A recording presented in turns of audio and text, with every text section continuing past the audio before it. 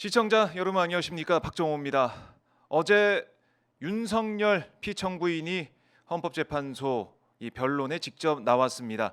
하지만 그 내용을 들어보면 결코 반성하거나 성찰하는 그런 내용을 전혀 찾을 수가 없었고, 그야말로 진실 게임 하는 것처럼 이 자신의 부하, 국무위원들 이런 사람들한테 책임을 떠넘기는 모습을 보였습니다. 그리고 여전히 부정선거에 대해서 말을 이어갔었는데요.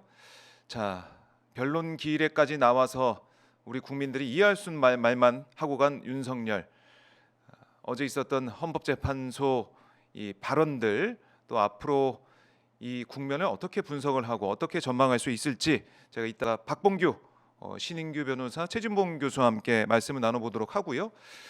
그리고 이제 어제 새벽에 있었던 트럼프 미국 대통령 이 취임식, 그 이후에 벌어지고 있는 여러 가지 상황들, 트럼프 2.0, 트럼프 2기 시대, 우리는 어떻게 대응해야 되고 또 어떤 것들을 주의해야 되고 또 어떻게 풀어 나가야 될지 하나하나 짚어보는 시간을 먼저 갖도록 하겠습니다. 자, 조국혁 신당의 김준영 의원 전화로 연결돼 있습니다. 전화 받아보겠습니다. 의원님 안녕하십니까? 네, 안녕하십니까. 제가 거기 나가야 되는데 죄송합니다. 네, 바쁘신 일정이 있다 그래서 저희가 예, 전화로 예, 오늘은 예, 연결을 좀 해보겠습니다. 예. 자, 어제 이제 새벽 우리 시간으로 어제 새벽에 도널드 트럼프 미국 대통령 당선인의 취임식이 열렸습니다.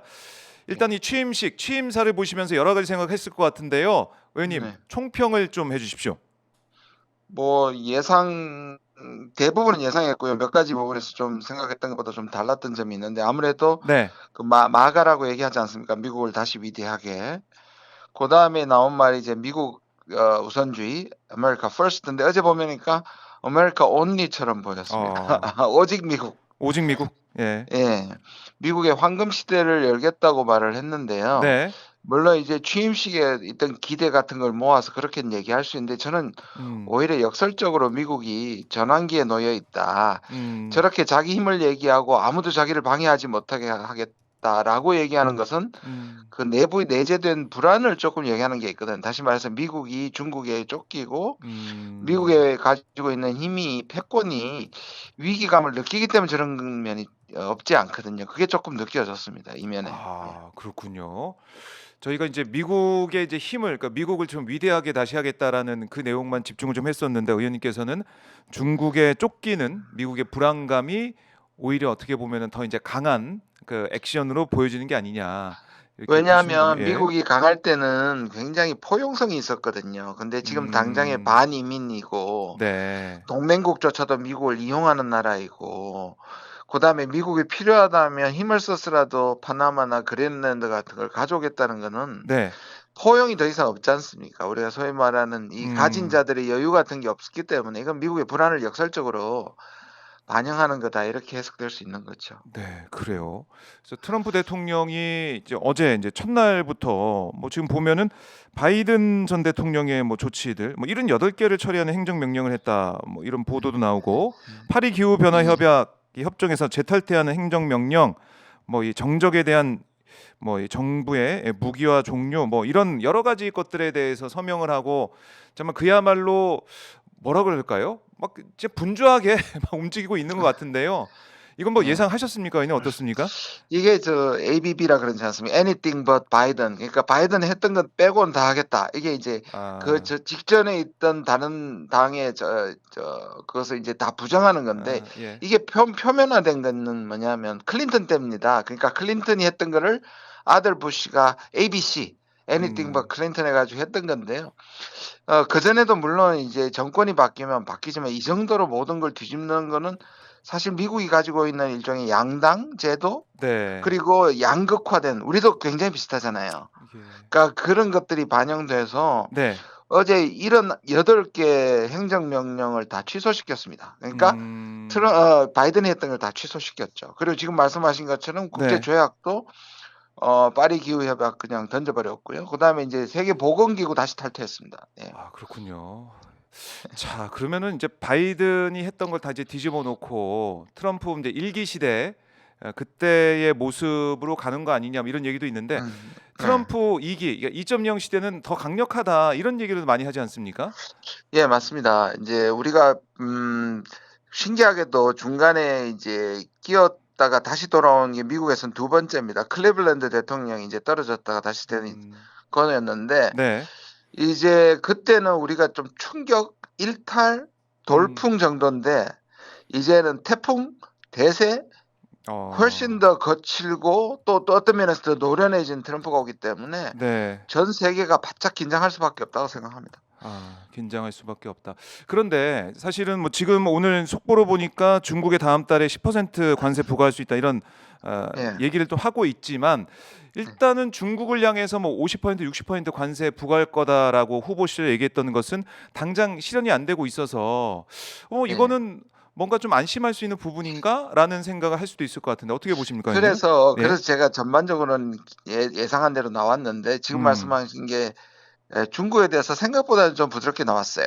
그러니까 그리고 음. 보편 관세도 첫날에 미국 중국뿐만 아니라 다 때리겠다고 했는데 네. 이걸 일단 조사부터 하고 하겠다고 했고 네. 그다음 멕시코하고 캐나다는 뭐 2월 1일부터 하겠다고 했는데 어. 중국에 대해서도 파나마 운하와 관련해서 취임사에서도 딱 한마디밖에 안 했고요. 그다음 지금도 10%란 말이 이미 1기 때 25%를 때렸다고 네. 보면 예.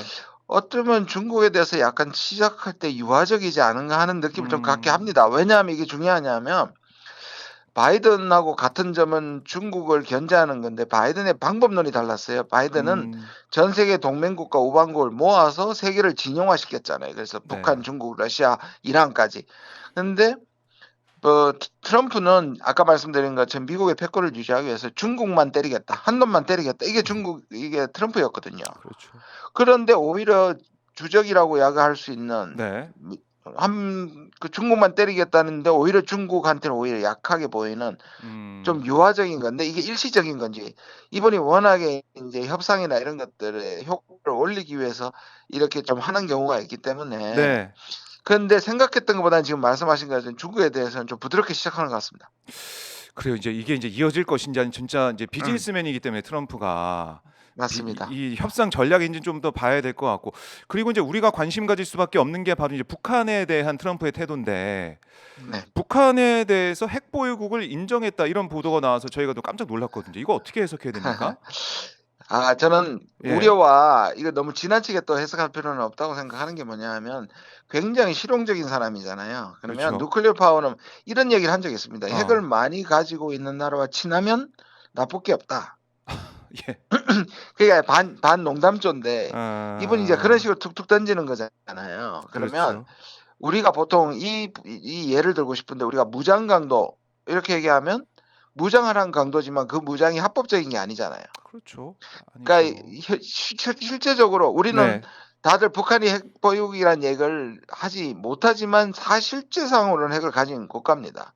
그렇게 음. 보면 실용적인 트럼프 입장에서 핵 가졌는데 뭐 이 사람은 합법적이건 아니면 독재자도 자기만이 만날 수 있고 자기만 다룰 수 있다고 한다면 네. 북한이 핵을 가진 실제적 상황을 지적한 것일 수도 있고요. 그러니까 음. 그런 점에서는 지나치게 이걸 이제 합법적으로 인정했다. 이거는 과도한 해석이고 네. 그러나 북한이 핵을 가지고 있다는 것을 이제 그러니까 저거 사실적으로 본다면 이거는 예. 이거를 줄이는 핵 군축으로 갈 수도 있다. 그러니까 어. 비핵화라는 것은 지나친 이상적 목적이라면 음. 지금 트럼프를 2기를 구성하고 있는 또 다른 사람 헤그세스도 며칠 전에 네. 그 국방장관을 된 헤그세스도 청문회에서 북한의 이제 뉴클리어 스테이트 파워라고 얘기했습니다. 그렇게 보면 네. 이것이 북한과의 핵을 줄이는 협정을 북한이 원하는 군축 음. 협상으로 갈 수 있다는 신호탄이라는 측면에서 우리가 조금 볼 수는 있지만 네. 과도하게 미국은 북한을 합법적 핵 국가로 인정했다. 이 정도의 충격은 오히려 과도한 해석이라고 봅니다. 과도한 해석이다. 네. 자, 그렇지만은 우리가 이제 북한과의 사이가 지금 워낙에 안 좋아 예의주시해야 있는 됩니다. 예의주시는 해야 상황인데 합니다. 예. 근데 이제 북한 이게 김정은하고 뭐 잘 지내고 있다 이런 트럼프 얘기가 계속 이제 반복이 되고 있는 거 아니겠습니까? 네네. 그러면 한반도 이제 비핵화 아니면 뭐 핵 군축 말씀하셨지만은 북한과의 관계에 있어서 우리는 이제 그야말로 패싱이 되고 트럼프 김정은 이 뭐 직통이 연결될 수 있다. 지난번에도 한번 그런 우려를 말씀하셨는데 예, 그럴 예, 예. 가능성이 더 커져 있는 것 같아요. 일단은 지금은. 예, 일단은 우리가 이것도 양면이 있는 것 같습니다. 네, 왜냐하면 지금 한반도의 긴장이 계속 올라가고 있는데 바이든 정부는 아무것도 안 했단 말이에요. 그렇죠. 오히려 진영 논리로 더 긴장을 강화시키는 방식으로 한미를 묶었단 말이에요. 네, 그러면 트럼프는 일단 지난 2018년, 19년에 한반도에서 이 대화, 북미 대화를 했던 사람들을 다 음, 승진시켜서 지금 불렀습니다. 그때 반대했다고. 그러니까 트럼프가 그때 실패했던 이유는 폼페오나 또는 네, 볼튼 볼튼, 같은 예, 사람들이 작을 막 망쳤는데 그렇죠. 그때 북한과의 실무를 했던 사람들 지금 다 불렀습니다. 그게 네, 누구냐 하면 알렉스 왕이라는 사람이 당시에 어, 국무부 직원인데 지금은 안보부장관, 그러니까 안보실에 우리나라 같으면 김태호 같은 사람이 되는 거죠. 수석 차장이 됐고, 네, 그 다음에 케빈 킴이라고 그 당시에 했던 분이 지금 실무를 했던 분이 국무부의 동아태 차관 부차관보로 왔고요. 음, 그다음 리차드 그러넬이라고 독일에서 했던 이분도 협상파거든요. 네, 이 세 사람을 다 불러왔기 때문에 북한하고 협상을 확실히 할 것 같습니다. 이거는 좋은 면이고요. 음, 나쁜 면은 지난번에도 얘기했듯이 우리가 네, 패싱 당하는 건데 그러니까요. 오히려 윤석열이 그대로 있었더라면 대북 어, 강경파기 때문에 패싱을 하겠죠. 음, 그런데 민주정부가 와서 네, 이 부분이 할 때까지, 왜냐하면 이들이 전부 다 인준을 받으려면 최소 3개월에서 6개월 걸립니다. 음, 그러면 그때까지 우리가 빨리 정비를 해서 음, 한반도 문제에 우리가 뛰어든다면 네, 윤석열보다는 낫지 않겠나 생각합니다, 저는. 아, 불행 중 그런 다행이다. 그런 불행 중 다행일 수 있고 윤석열이 예, 어쨌든 지금 직무가 정지돼 있는 상황이기 때문에 또 예. 헌재 결정도 뭐 다음 달 뭐 늦어도 3월 초 뭐 중순 이때는 나온다라고 볼 수가 있다면 예, 우리에겐 시간이 그렇죠. 있다. 시간이 있다. 그리고 아, 다른 협상에도 윤석열이 모든 걸 내주는 것보다 오히려 협상 대상이 없는 것이 전화위복이 될 수 있다. 그렇게 어, 생각할 수 있습니다. 그렇네요. 그래서 네. 지금 보면은 이제 우리 이제 지금 현재 윤석열이 계속해서 어제 헌재에서 나온 모습도 그렇고 공수처 수사에 거부하고 있는 모습을 좀 보이고 있는 그런 상황, 또 서부지법 예. 폭동 사태 이런 걸 보면은 상당히 이제 국내 정치가 이제 불안해 보일 것 같아요. 미국에서 봤을 때도 그럼요. 맞습니다. 예, 지금 예. 이런 불안한 상황에서 당장 뭐 윤석열 정부가 뭘 또 해보겠다 이런 얘기다 바로 안 나올 것 같고요, 그렇죠? 그럼요. 그리고 예, 지금 그 인사 정도만 해도 최상목도 네, 사실은 그 뒤에 정부에 영향을 줄 수 있는 발목을 잡을 수 있는 어떤 협상도 하면 안 됩니다. 음, 그냥 축하 인사 정도 하지 뭐 네, 내부에서 지금 뭐 방미를 한다는 등 이런 얘기를 하는데 아, 절대로 해서는 안 됩니다. 그래요.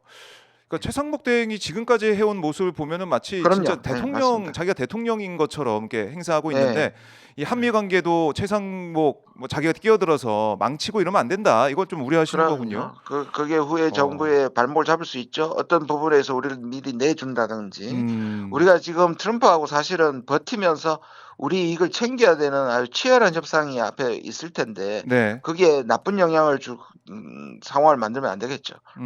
나쁜 영향을 주는 상황. 오버하지 마라 이렇게 얘기하고 싶습니다. 오버하지 마라. 최상목 오버하지 마. 음. 이건데 자 이제 트럼프 시대 우리가 이제 우려하고 있는 거 아까 이제 안보적인 것도 말씀해 주셨지만 경제적인 거 이거 좀 들여다 본다면 네. 이 관세도 그렇지만은 뭐 IRA 이런 거 예. 전기차 이제 배터리 문제도 그렇고 우리는 공장을 이제 많이 지어놓고 있는데도 불구하고 좀 불안하거든요 계속해서 예, 예. 이것도 이제 풀어 사실 나가려면은 어떻게 해야 예. 될까요? 일단 이제 우리가 미국의 적자를 미국 측에 적자를 끼치는 여덟 번째 나라입니다. 작년에 한 500억 불 정도 넘을 건데요. 네, 그래서 분명히 보편 관세의 대상이 될 겁니다.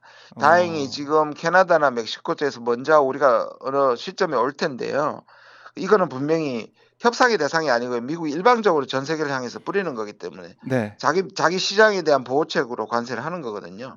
여기는 음, 우리가 뭐 버텨내야 되고 분명히 이제 충격이 있을 텐데 그다음에 분담금이라든지 IRA 보조금 같은 네, 것들은 상대가 있어야 이제 협상을 하겠죠. 이제 음, 보조금 문제는 일단 미국의 빨간 주들, 인디애나, 텍사스 공화당 주에서 우리가 투자를 많이 했기 때문에 사실 거기에서 보조금을 당장 전면 폐지하기는 좀 힘들 겁니다. 그것도 음, 시간이 좀 있고요. 그다음 네, 분담금 협상도 이미 우리가 해놨고 다음 정부까지 이 협상의 주체가 있어야 되는데 이런 부분에서 오히려 아까 말씀드린 뒤로 미룰 수 있기 때문에 네. 그런 부분에 우리가 좀 치밀한 전략을 짜야 할 필요가 있다고 생각합니다. 예. 네. 치밀한 전략이 필요하고 계속 근데 주시해야 된다. 네. 경제적으로 우리는 큰 사실상 위기 요인이 다가오는 것은 사실입니다.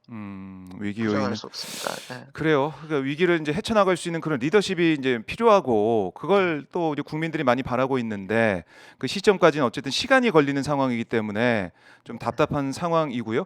자, 그리고 지금 이제 미국의 이런 행태, 이런 모습을 보면은 앞으로 이제 국제 질서도 이제 확 달라질 것 같아요. 국제 질서 예, 예. 자체가 바이든 예. 때와.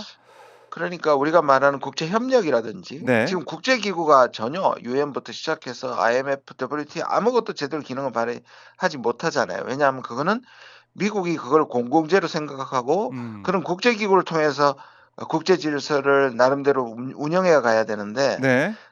미국 퍼스트라고 얘기하는 그런 걸 다 무시하겠다는 것이고 그런 음. 기구를 통해서가 아니라 미국 대 국가로 지금 바로 접근하겠다는 것이니까 국제 질서의 운영 방법이 완전히 달라지는 겁니다. 네. 운영 질서가 달라지고 있다. 자, 여기에 대한 대응도 필요하고. 근데 이제 국내로 다시 이제 돌아와 보면 이것도 궁금해요. 그러니까 지금 윤석열 지지하는 사람들이 성조기를 계속 들고 다닌단 말이죠. 그 예. 트럼프 얼굴이 새겨진 뭐 이제 피켓도 막 들고 다니면서 서부 지법에 난입하는 이게 폭동을 일으키는 네. 그런 모습도 봤었는데 음. 이거 왜 이럴까요? 왜 이렇고 미국에서는 또 어떻게 바라보고 있을까요, 이 상황을? 제가 예. 외신 인터뷰를 많이 했는데 미국에서 가장 질문하는 게 왜 거기에 성조기가 나오느냐 질문을 해요. 음. 그거를 외국의 눈으로는 이해를 못하는 거죠. 네. 주권 국가인 한국이 또 한국처럼 세계 이 경제 10위에 이 국방력 5, 6위를 하는 나라가 왜 저기에 나올까? 음. 그 얘기를 결국은 이걸 주도하는 세력이 미국의 전 보수 세력 네. 그리고 우리가 그냥 미국을 지지하지 않으면 친북이 되고 친중이 되고 이 아. 갈라진 양극화 때문이라고 말하면 좀 이해를 합니다. 그리고 심지어 태극기 세력들 중에는 이 이스라엘 기도 들고 나오거든요. 그렇죠. 그러니까 예. 일족 종교적 극우들이 음. 이 뭔가 미국 그다음에 이스라엘, 한국 이런 선이고 네. 북한, 중국, 러시아, 이란은 악이라는 기본적 흑백론, 선악론을 가지고 있거든요. 음. 그래서 제가 말씀드린 게 뭐냐면 그 영킴이 탄핵 반대 세력이 한미 동맹을 약화시킨다고 했을 때 제가 비판했을 때 했던 주제가 뭐냐 하면 한미 동맹은 극우 동맹이어서는 극우 동맹이 아니다. 음. 극우 동맹은 한미 동맹을 해치는 것이고 한미 동맹이 잘 되는 것은 민주주의 원칙을 지키는 것이다라고 제가 했었거든요. 음. 근데 이분들은 극우 동맹을 생각하는 겁니다. 그러면 음. 뭐라고 얘기하냐면 지금 트럼프가 군대를 동원해 가지고 윤석열을 구출할 것이다. 이게 얼마나 사대주의적이고 네. 노예 건설 우리가 식민지입니까? 미국이 그렇게 개입해 가지고 한국에 그럴 리도 없지만 예. 사고 자체가 이건 노예 건설입니다. 아, 노예 근성. 그 트럼프 사진까지 등장한 거 보고 저도 진짜 깜짝 놀랐는데 이게 마치 이제 미국 그러니까 성조기와 태극기가 함께 어우러져서 그런 집회하에서 있다 보니까 미국에서 볼 때도 글쎄요, 이제 민주주의가 좀 무너지고 회복하는 과정에서 민주주의 무너뜨리고 그걸 뭐 응원하는 그런 세력들이 성조기 들고 나온다. 이거는 기분이 좋지는 않을 것 같아요. 제가 봤을 때. 그럼요. 이거는 예. 우리들이 이 말이 안 되는 겁니다. 우리가 예. 중국하고 우리는 이미 미국의 모든 것을 의존하는 것에선 사실상 현실적 감각을 가져야 하고요. 네. 자주적이고 자율적인 것이 필요한데 음. 지금 이 전체 극우들은 미국이 한국을 또는 극우가 그러니까 우리가 친북, 친중에 의해서 이렇게 독립하고 혁명하고 한다고 생각하는 것 같아요. 그러니까 우리가 아. 가만히 있으면 중국한테 먹히고 네. 북한한테 먹히고 이렇게 생각하는 것 같아요. 아. 그래서 이번에 인제 사실은 뭐 중국이 선관위에 뭐 탄핵 찬성 집회, 뭐 네. 민주당 뭐 야당 등에 개입돼 있다. 이런 의혹을 계속 뭐 전파하고 이걸 뭐 선동하고 이런 부분들이 나오고 있는데 왜 이렇게 중국을 계속 물고 늘어진다고 할까요? 왜 이런 일이 벌어진다고 보세요?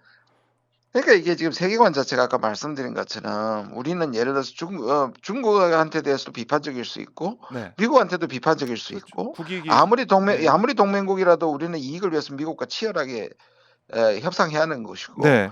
중국이 아무리 우리한테 적대적이고 우리한테 마음에 들지 않더라도 외교를 통해서 관리해야 되는 게 이게 외교의 기본인데 음. 이분들은 적과 악은 전쟁을 하고 있는 겁니다. 그래서 음. 우리가 중국한테 조금만 좋은 말 하면 그거는 친중이 되고 친북이 되고 네. 반미가 되고 반일이 되는 거고.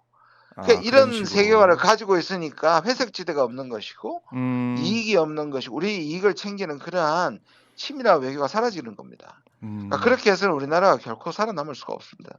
네. 그러니까 국익을 위해서 사실은 이제 외교라는 게 딱 이제 적군하고는 갈라놓아서 하는 게 아니라 우리 국익을 최대치로 올릴 수 있는 여러 가지 그런 조치와 아니면 그런 대응들을 하는 게 외교인데 지금 그뿐 아니라 그게 외교가 안 결국은 보이네. 국내 정치로 와가지고 서로 적이 되는 거잖아요. 너는 중국 편이야. 그러니까 지금 시위대들이 네. 사람들 막아놓고 중국 욕하라 그러고 그러면 통과시켜주고 한국 신분증 정지해야 되고 이런 것들을 하는 행태가 바로 그런 거거든요. 참 이런 상황이 벌어지고 있다는 게 좀 믿겨지지가 않은데 그리고 이제 비상 계엄 당시 이것도 한번 여쭤보고 싶은데 골드버그 미 대사와의 전화 통화 이걸 놓고 여러 가지 좀 논란이 있기도 했는데 강인선 외교부 2차관이 전화해서 뭐 설명했다는 거 아닙니까? 지금 처음부터 제가 여기에 관련이 돼 있지 않습니까? 네. 제가 그날 그 계엄 날 골드버그 대사가 한국의 주요 국방장관 그다음에 저기 국정원장 네. 그다음에 이 안보실장 그다음에 외교장관한테 전화하는데 아무도 안 받았다는 거 아닙니까? 그걸 그러니까요. 그때 했었는데 네. 그런데 지금까지는 조태열 외교장관이 네.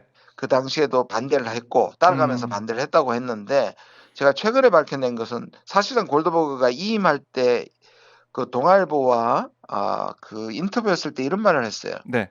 계엄이 끝나지 않은 상황에서 외교부에 누군가가 전화를 해서 계엄의 정당성을 설명했는데 자기가 동의하지 않았다. 기억나시죠? 네. 그러면 지금까지와는 달리 지금까지 조태열 장관은 뭐라고 했냐면은 계엄 상황이 정리된 이후에 전화를 콜백했다. 그러니까 상황이 정리 안 됐을 때는 미국을 미스리드하지 않기 위해서 전화를 일부러 안 받았다고 했고 그렇죠. 상황이 끝나면 그것을 상황을 설명하는 것을 이제 외교부 직원을 시켰는데 그게 바로 강인선 차관입니다. 근데 그거를 외통에서 얘기했는데 최근에 밝혀진 것은 상황이 끝나기 전에 강인선 차관이 전화를 했다는 거예요. 그럼 무슨 상황이 되느냐? 예. 그리고 그 내용이 계엄의 정당성을 설명했다면 외교부 전체가 네.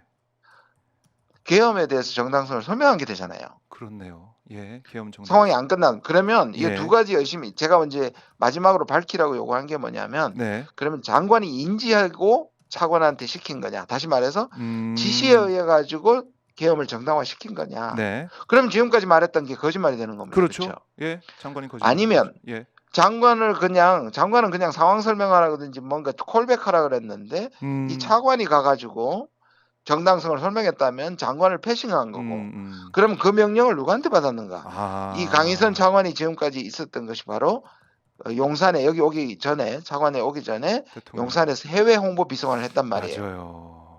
그리고 그 후임에 또 유창호라고 나중에 네. 후임이 아니라 그 부대변. 외교부 부대변인도 예. 한 달 전까지 용산에 있다 와서 외신 기자한테 그걸 보냈잖아요. 제가 의심하는 건 이 두 가지 문건이 똑같다고 생각하는데 네. 그러면 배후에 용산이 있을 수 있다. 대통령실, 안보실이 있을 수 있다는 게 제 문제 제기고 네. 여기에 대해서 외교부가 당신들이 그런 거냐 네. 아니면 안보실이 그런 거냐를 밝히라고 지금 제가 주장한 겁니다. 어제.